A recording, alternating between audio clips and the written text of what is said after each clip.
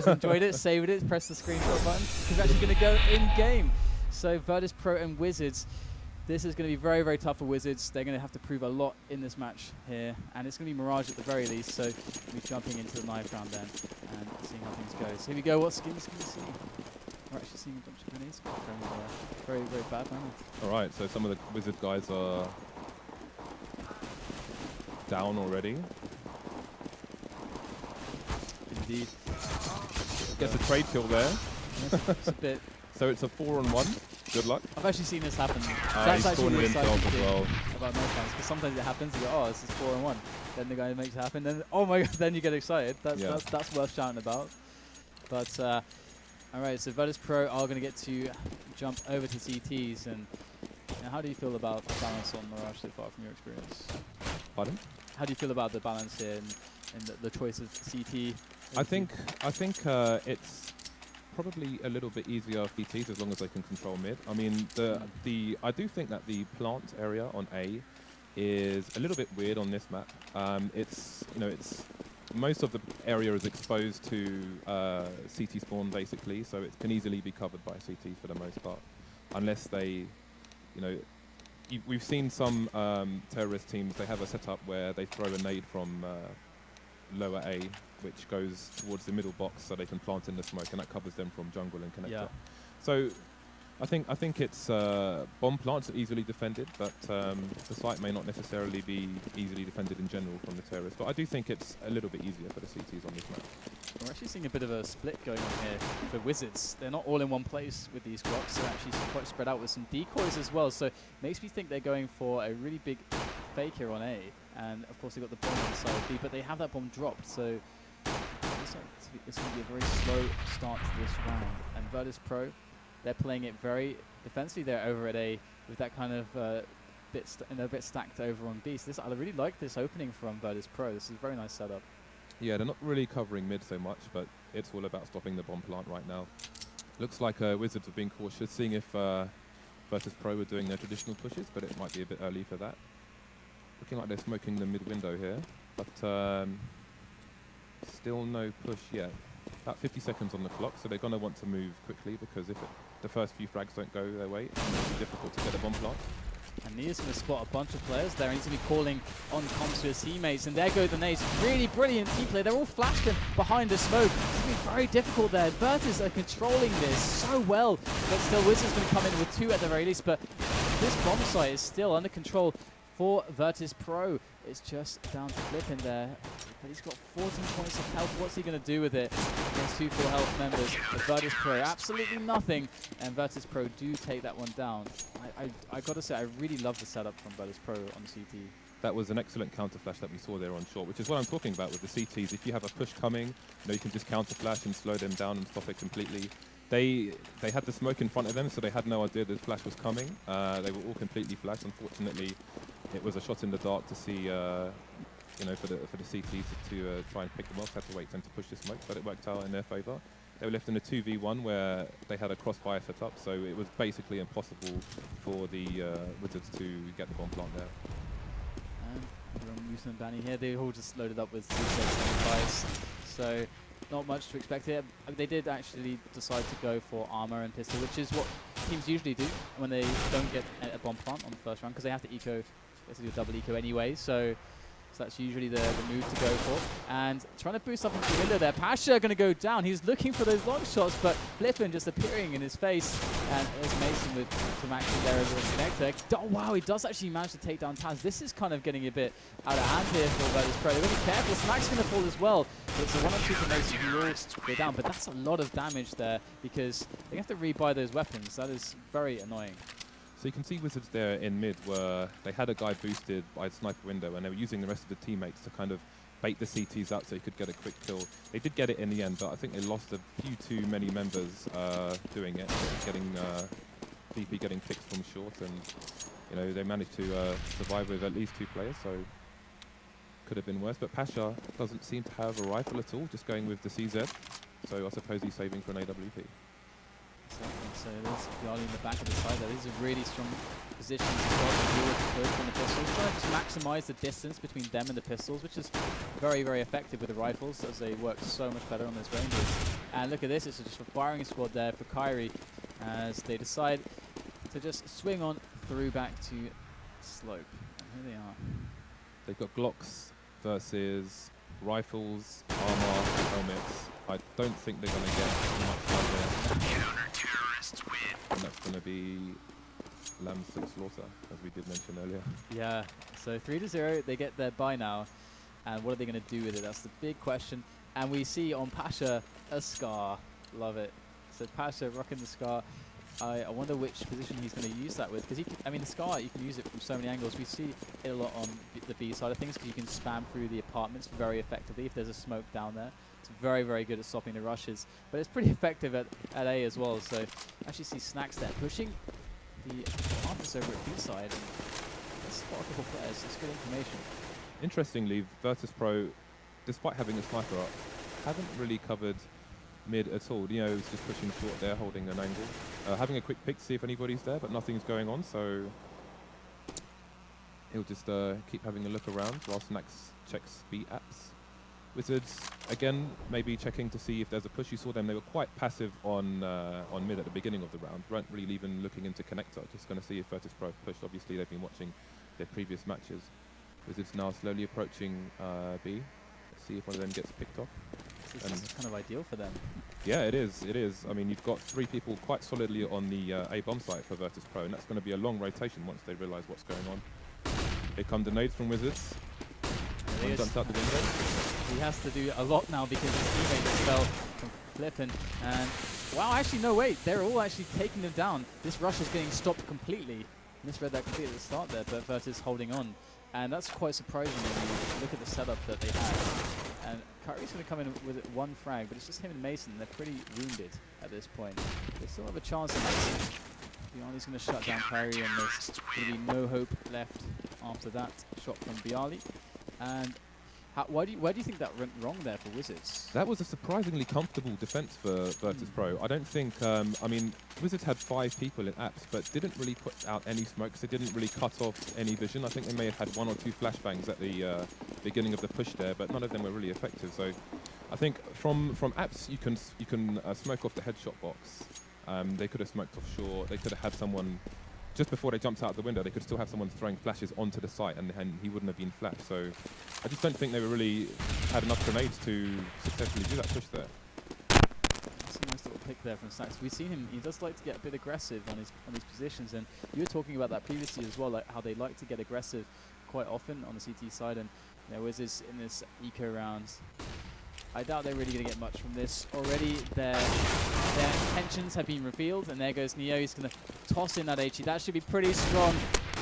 Not catching anyone really, but he's still got some good engagement coming out with this rifle here, and he's got some teammates covering as well. Pasha finally getting some action on the Scar, and Wizards fall short there, but here goes the bite. It was a valiant Rambo attempt from Snacks there with a 20 clip silenced M4, but there were just too many people. Unfortunately, you didn't get to pick off one of them. But that's what Virtus.pro can do. Not really checking the corners, just going full on YOLO. But they are 5-0 up, so I suppose they're feeling quite comfortable. Yeah. And I wonder how this AWP is going to fare for Musa and Bani, as seeing some sniper duels would be quite nice. But Pasha, he was playing A, and they're giving up middle very often. They're just leaving it to the guy on short to maybe take a peek to see what's going on. But for the most part, they're staying quite together. And Mirage is a map where on the CT side, if you do try to play middle, you are actually splitting up on the sites in a very big way. It can be very hard to get there to help one another, and there are a lot of situations where you get to one-on-ones, one-on-twos, so it can get a bit awkward. So I can see the merit there for giving up middle, and also how easy it can be as well for the terrorists to take middle with good smokes. So we see Wizards occupying middle right now, and this leaves them with any option. Yeah, it's quite clear that they've adjusted on their on this full buy round compared to the other one where they were extremely passive. You could say almost scared of Virtus.pro, and now they're really taking control of the mids and looking to push the B bomb site this time. Let's see how they take it. Snacks behind the headshot box. That is very wallbangable. If they realise he's there, he may be in trouble. Snacks can pick off short, and he does get picked by Mason. Snacks coming in here from Neo, and Neo trying to equalize things, and he does so successfully, giving time for Pasha with that Scar to get in, but Musam Bani will shut down Neo finally, and they're locked away in the kitchen, or at least Pasha is. They have Taz up on the flank there, coming in from short, but it's going to be a while till he gets there, so Pasha's got to hold on, and look at that with the Scar, chiming in with one. Wizards are really down on life. He does pick one, that's good. He gets both of them. They're both on 21 and 26 health. But AWP only requires one shot, and they take their first round of the game. Yeah, Musam Bani did a really nice round there. He controlled that post-plant situation quite wonderfully. So I actually see a Molotov in the hand of Mason there. I wonder what he's going to use that for. Kyrie also picking up a Molotov. Usually quite interesting to see that in the top-level game, because usually, you know, Molotovs can be very indicative of exactly what they intend to do. And right now, Musam Bani's just rocking the AWP still. So far, he's been doing pretty well. And, you know, they're very comfortable, our Virtus, to give up middle. Yeah, Virtus.pro changing up their game a little bit. They haven't gone for a sniper rifle this time. Pasha's just playing a normal M4. They did have the money. Neo's got 3,500 in the bank, and I think Pasha had an extra 22. But going for full-on M4s all the way here. Bomb has been left at the beginning of B apps, and once again they've got one. Wizards have one in Q4, just keeping an eye, making sure they don't get flanked. Being a little bit more passive on mid this time. Last time they had somebody pushed up pretty much all the way to connector, but they're just looking for a peek to get a pick and then try and exploit the hole. So the bomb is going towards A, slowly but surely. Again, we've got two guys mid, so it looks like it's going to be a two-pronged attack from Wizards. And definitely, they are taking it slow. Time is actually running out at this point, but their intentions to us are very, very clear. Here go the nades over, and Laurel, that is a very strong position. They're taking out the flanker. He was trying to get to some information, something, and he's going to get his head popped off. Taz now in shadow. What can he do from this position? He's going to be the first man to see the opponents. There it is. Carry going to go down. Taz, can he get anything else? Pasha coming in there from the smoke from connector, gunning them down in the back as they stand. And now it is looking pretty damn good. Only Musam Bani left with the AWP, but the grenade from Pasha. What a fantastic round from Pasha. That grenade landed on his head like an orange in a basket. That was brutal to watch. Poor guy. Looks like it's going to be an eco from Wizards. Full Glocks, no P250s. Oh no, we've got a Deagle. We've got a 1D and CZ. I imagine Mason's going to be holding two CZs. In fact, looks like a late buy from Wizards, but they're going to be probably wanting to hold angles in apps with those CZs. They are vicious, absolutely vicious in close quarters. Ooh, and he tried to block the bullet in his face. That didn't really work out for him. And it's a 5-on-3. Yeah, Virtus taking this anti-eco quite aggressively. We saw them doing that a lot in the fun as well in the past. And generally, the aggressive anti-eco tends to be, we were talking about this with Cadian as well. It is something that's really coming into the meta game. It's being used a lot more. And Mason, they're going to catch one nine on Taz. Oh, even a second on Neo, and a third as well. What is happening? Mason just toggles on right there. I don't even know. CZ 75 coming out huge. Just as you said, very vicious on those ranges. And he's looking for something else, but Snacks is going to shut him down. And that was a lot of damage. That was maybe the best result they could have hoped for. Yeah, he did very well to pick off that many players. They dropped the bomb in the middle of mid, completely exposed quite early on in that round, which is why he had to try and push the bomb. But Virtus.pro a bit impatient there, looking to just see who can get the kill first, and ended up getting picked off one by one. But they won the round, but it was a lot more expensive than it could have been. Here go the nades over on A, but Virtus have some players very close to this ramp, and this could be very hard to push in. Mason's going to get caught in the back there, but there goes the trade. Well played to Wizards there, but they are stopped by this smoke. This smoke is so annoying. Pasha jumps straight through, and he's going to meet his end in doing so. Neo up on the stairs there by connector. Snacks as well. He really needs to wait for Snacks to come on CT spawn before they do this. They've got to combine their efforts. Here they go, just Neo left. They got the bomb down before the CT flank was in place, and it is 1 versus 2. In this kind of situation, I think it's useful for the T's to just keep someone in Palace. Wait for the defuse. If you hear a defuse, then you can both pop out. But they managed to take out Neo without getting picked, so it's another round for Wizards. it's one of those rounds where, well, one of those situations, as you're saying, like the 1-on-2, and they have their perfect post plant setup. It's just, you're the CT and you're like, I know that I've lost this. Like, I know that it's impossible for me to win this if they just play it like perfectly. It's just impossible, as you say, using the apartments there. 7-2 for Virtus, a very strong CT so far we're seeing from them. As Wizards have gotten a couple on the board. Still, wow, they read it this time. Oh, that's a big pick for Snacks, considering Neo has just a 5-7 and Taz has got the CZP shooter. They've got 4 guys, 2 rifles. We've got a flank coming in from mid, finally, from Virtus.pro. Oh, no, he's going backwards and forwards, then towards... just hanging around in mid. Looks like it's going to be a B push from Wizards, so it's going to be... Oh, they've managed to recover the rifle in B, so that's good for Virtus.pro. And someone has dropped for Wizards, which is unfortunate, because I don't think he was dead. So hopefully he'll make it back for the next round.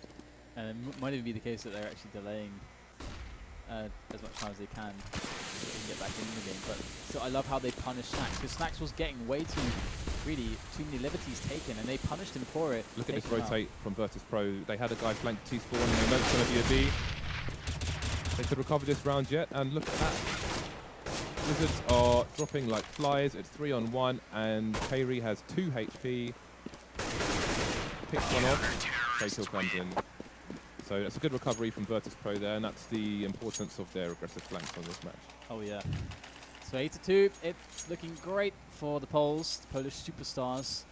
Virtus are doing a wonderful job so far, and I love how they are just showing how to play Mirage without really even giving any amount of care to mid. I mean, we're seeing Pasha just peeking in with the but they've only really been doing that when they know it's going to be Nico from the other team, because they know that why not be here? You can just take those ranges every time with rifle against pistol. Wizards are eco once again, and they chose to rush mid with only pistols and no armor, which is interesting. I suppose they're aware that Virtus.pro weren't really paying too much attention to it and thought maybe they can get a pick if they're all together, but it didn't work out that way, and they all got picked up at top of mid. And they've got a 2 Galil buy with a few decoys, a few flashbangs, and a few smoke grenades. So hopefully this can work out for them. I don't think they can really afford to double eco for a full buy here, because it is 9-2 to Virtus.pro. 4 rounds remaining. And I'd like that push up mid. That's going to tell them everything they need to know. And it's going to be an A. And here Wizards are. They're up onto the site. They don't really have good positions just yet. They need to get those smokes down. They've got to smoke a connector and spawn. Musa and Banny with the bomb plant. So the pressure is on Virtus.pro, but they haven't dropped a single man yet. Nor have Wizards, surprisingly, at this point. But they all are about to converge all together on this A bomb site. And here they go. They can maybe even wait for that smoke to dissipate before they charge in, but things are getting tense. Beyond with a trade onto Flippin there. This is 3-on-4. Wizards in not the best of positions now. Bond is ticking down. Virtus.pro slowly. Oh, well, hello. Okay, never mind. Exactly. I mean, Wizards. The thing about Virtus is that they got their smoke work from them was so amazing. They got smoked off, but they were able to put the right smokes. For example, there was a really key smoke, completely smoking out A apartments, and Wizards put one guy in there. His job was to be the apartments guy, and then that smoke rendered him completely useless, and of course that allowed them to just defuse. We've got another medium buy here from Wizards. All Galils, that means it's going to take 2 shots to the head to kill the CCs. And that's a quick pick from Bayali. Once again, aggressive play here from Virtus.pro. Interesting flash there from Snacks. Kind of works out for him. Looks like a passive play from the CTs on B right now. Putting the Molotovs down. Flashes all over the place. Logan's got 8 HP, but he's looking sight. Can he get a pick? So many places to look. So many places to look to Wizards. Virtus.pro are all over the shop. They're very proactive. They're a very proactive team. They really get that information. They're go-getters, and that then gives them everything they need to know in how to set up or how to push, how to adapt, how to play. And we see them in kind of weird positions sometimes, but it's just because they know where's safe and whether they can push. Yeah, they're reaping the benefits of their play style. Once again, they didn't expect to all get shot down from apps like they did in that round, and Neo with an aggressive grenade doesn't get any damage out of it. Will that make the Wizards weary of pushing B? Because it looks like they were more or less committed to it. Nope, they're got one guy in the underpass, and it looks like they're just going to hang around. But Virtus.pro being Virtus.pro, they do have a flank. There's Pasha Biceps pushing B up, so Wizards, with the bomb on its own, basically, they want to make sure he doesn't get picked. There's Taz connected. They're going to stop this little underpass push. He's going to find a couple more. He might just get the quad, and he does. Well played from Taz then. Wizards, it almost feels as if, you know, the longer they take in a round, the worse their chances, because it's the more time that Virtus get to figure out where they're going to attack from. I think with a round like that against a team like Virtus.pro, where, you know, at some point you're going to get flanked, and then you're going to get put between a rock and a hard place. You could buy a P250, or you could possibly buy a smoke and try and force your way onto a site. You know, maybe one or two of you will die, but at least if you can get the bomb plant, that's your $800 round bonus for the next round, and then you can have a better buy than you otherwise might have. Back with an AWP are Wizards, and we've got Pasha here looking at mid, see what he can find. Is he going to get picked? 2 mid for Wizards. Loads of flashes coming into B. Yeah, they had good results here before, and now they go in again. And they completely smoked off Snacks, but it doesn't matter. He still finds the frags, and it's just lower left. It just felt like dominoes. I mean, where did they even die? Yeah, it was like a fake, almost, from Wizards. Like, that's the first round where I think we've really seen them throw all the smokes on B. That allows them to take the bomb site, but they only had 2 guys there to do it. And then, you know, there's a guy running past shop window. He's got to look at shop window, shop door, and headshot box. Looks in the wrong place and gets picked off, you know, by the AWP on headshot box. So if they had more players, then maybe they could have taken that site and you know, got a bomb plant and a post plant situation, but it didn't work out for them. And we move into the pistol round in a 13-2 first half. Virtus coming out with a very, very big scoreline, but Wizards, they're struggling against a lot of teams at the moment, it seems, and it's no different against Virtus, who are just one of the best top 3 team for sure. So it's not a surprise at all. And it looks like Virtus are occupying B right now. It is theirs. We've won that, and we have the kitchen completely occupied by Wizards. What are they cooking up over there? They're jumping out the window to try to take back the site, and they have a 3-on-2 situation. It's just Snacks and Nia remaining, so they might be able to do this as the bomb does go down over at A. So that's really, really well played. Look at this from Neo. So aggressive. Ninja mode coming out from Neo, and now they've got to worry about the flank as well. Things looking bad, and Snacks coming in from that position too to help Neo out. Oh, the bomb's fully exposed. That was great presence of mind to plant it there. Yeah, I mean, Virtus.pro, you saw they were like, most teams would be like, okay, let's, I've planted a bomb on my own, I'm going to try and find the sneakiest position possible. Not Virtus.pro, I want to shoot some people in the face. Where are you? I'm going to come and find you. You know, and they, again, it was an excellent plant from them, maximum exposure for their positioning, people coming back from B, and obviously the guy who was on A planted the bomb, so it's great. And Wizards are really up against it now. It's draw point here for Virtus.pro, and then AKs, P90, Stelios, Wizards with pistol purchase. They've gone for full armor as well, so they need to play some corners here and hope they don't get flashed to try and pick some people off. Yep. So from right up close, P250 or CZ, it's going to be a one-shot death if they shoot them in the head. So they're going to want to play the close angle. They certainly do. We see Snacks and Pasha there in mid, but the rest of their team are making their way back through T-spawn onto the slope area with, you know, I guess we'll see a committed push on that side of things, but what can Moose and Banny accomplish here in Connect? He's going to spot 2 players very shortly, and actually Pasha's going to take him down. So things are looking somewhat grim now for Wizards as Virtus.pro charge on in the A site. Virtus.pro sticking together because they don't want to get picked off and drop a gun.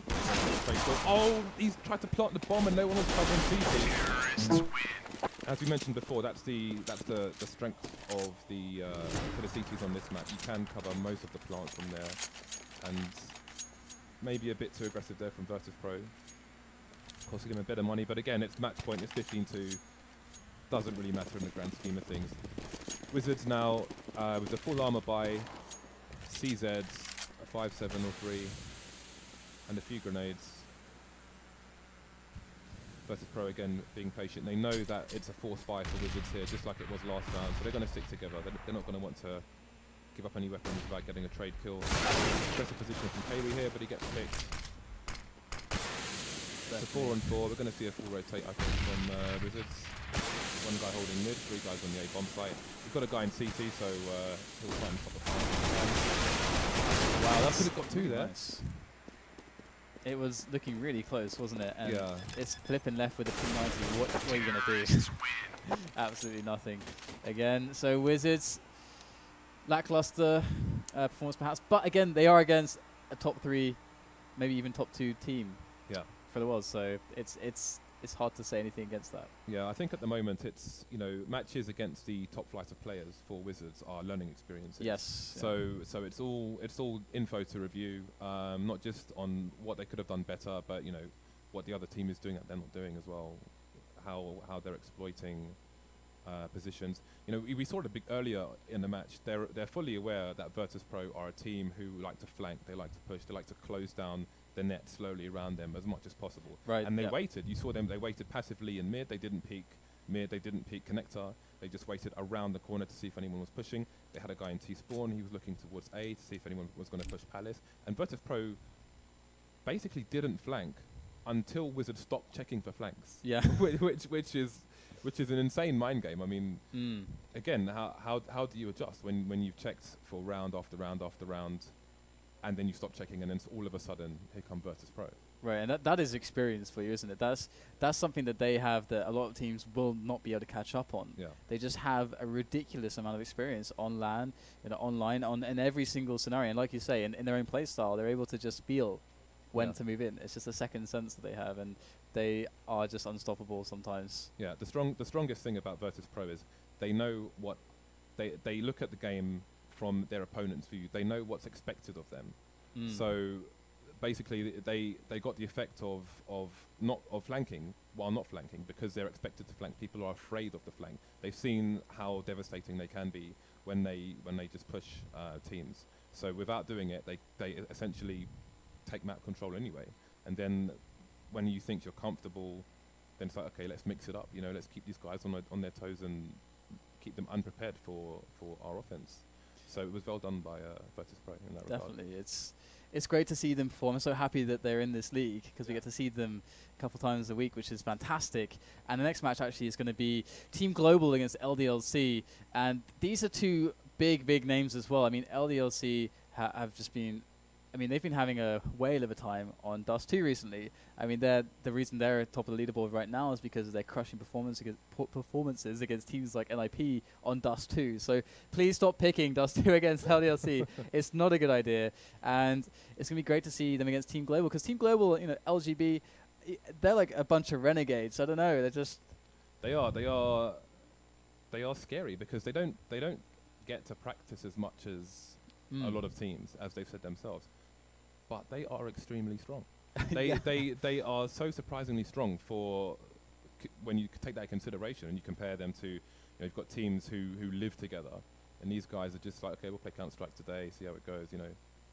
They're insanely strong. So with the right support, who knows how far they could go? Exactly. Or actually, that might be the thing that kills them. Maybe that takes away what works for them. Yeah, that's like one of those things. Some teams, are better with more rigid kind of military structure, and some teams it's 5 individuals, and they're like, okay, I'm going to try this, and it just works for them. So yeah, definitely. So that is the match that's coming up after the break, of course. And remember, guys, to check out the FACEIT platform as well during the break. You have no excuse, as we won't be showing you a game, so go check it out. You can play, of course, pickup games. 128 tick servers, pretty nice.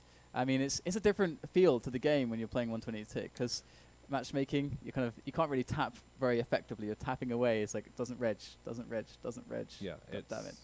128 tick is that the difference is, it really is astronomical. There's like, if you, it's hard to describe, because it's such a kind of physical thing. But you shoot someone and they die, basically. So that's always good, right? I have a comparison actually. It's like going from 75 hertz monitor to 120 hertz or something. Yeah. It's like that kind of a difference on performance. Yeah. I suppose. So it's worth checking out, because not only pick up games, you can also win points, get some Razor gear in the FACEIT store as well by just playing tournaments, automated tournaments going on every day. So go check it out. Now it's time for a quick break, guys. We'll be back with Team Global versus LDLC. It's going to be a really hot match.